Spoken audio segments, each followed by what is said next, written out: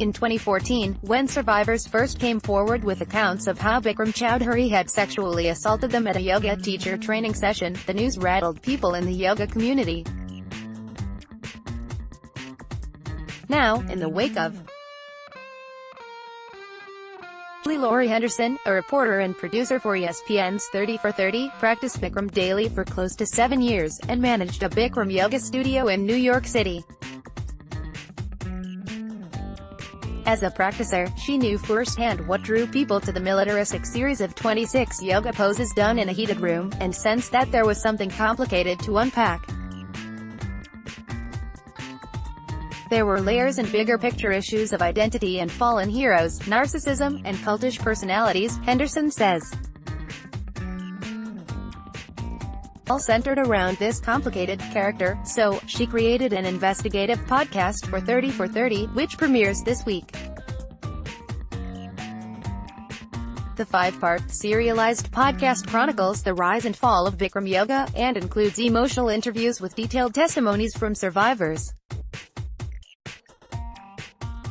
During teacher training programs, survivors say Choudhury would single out people, and tell them they were so beautiful he couldn't keep his hands off them.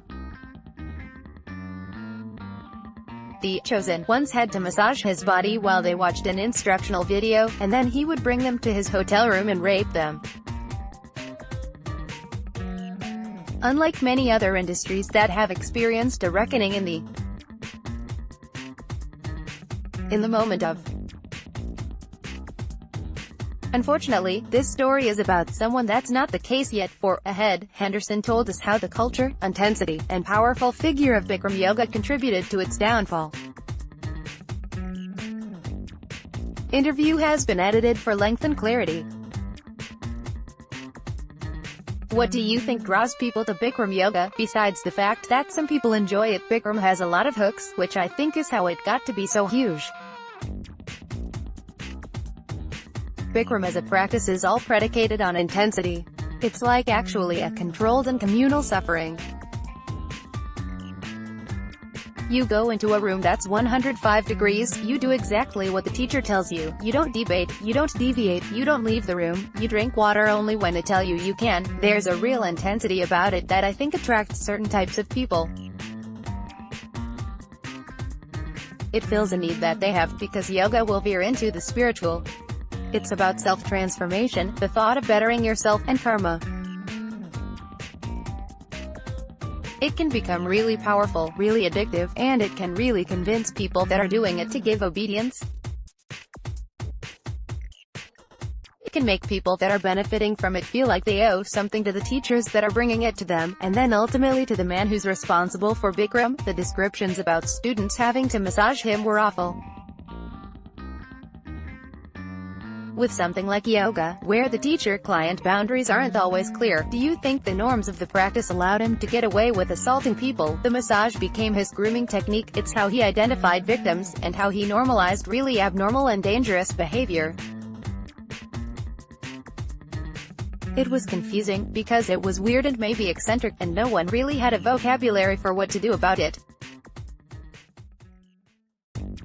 As a part of American culture, we don't go massaging our elders and our teachers, but all of a sudden people are in the presence of a person who's demanding obedience, who has complete authority, and who is your guru. If Bikram is asking for something, there's an inherent unspoken understanding that it's okay, and that message gets verbally reinforced at training.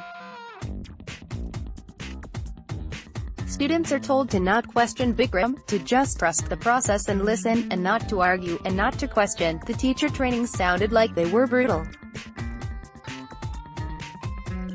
How did that environment keep people silent? It's just a matter of being so exhausted and sleep-deprived that your defenses are down, and you're not thinking clearly. Teacher training is entirely about that. It's sold as it's going to be intense, it's rigorous, and the idea is you'll be broken down so you can be rebuilt. People are there for that mission and excited about that mission, but it leaves them for most of those 9 weeks in a really vulnerable state, where if you have someone in charge who wants to cross lines and act on his darkest desires, he can do that. Bikram as a practice is all predicated on intensity. It's like actually a controlled and communal suffering. What's the current state of Bikram? Are people still practicing it? Bikram studios do exist, but their numbers are vastly diminished, and the majority of studios have lost his name. Most studios at this point have started experimenting with other things they can do to bring in students and make money off of a hot room.